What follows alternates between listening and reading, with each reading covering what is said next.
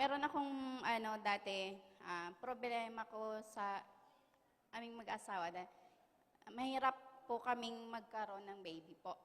Tapos, nung nakilala ko po si Atomy through Ma'am Shed Silagan, na hanggang sa nakatry po ako ng iba-ibang product, yun po.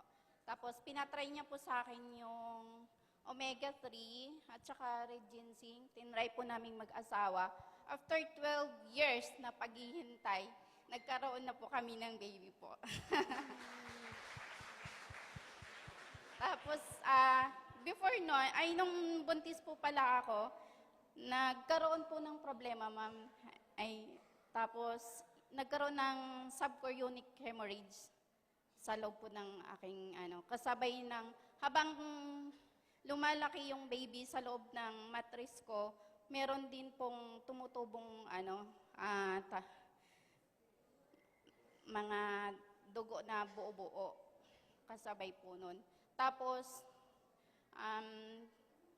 naalala ko noon si Imperial Master Lee Dugu na nabanggit niya po sa kanyang vision noon na yung kanyang misis kahit buntis umiinom ng hemohim.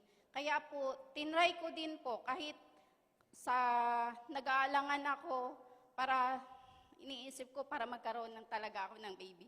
Sabi ko, saka nanalangin din po ako na sabi ko, Lord, sana po, kung ibigay niyo po sa akin, ibigay niyo na lang po, huwag niyo pong bawiin.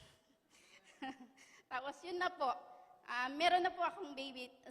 Maraming salamat po sa Atomy Company na marami po kayong natulungan, kagaya ko po. Kasama-kasama ko po yung aking baby ngayon, 5 years old na po siya. Maraming salamat po.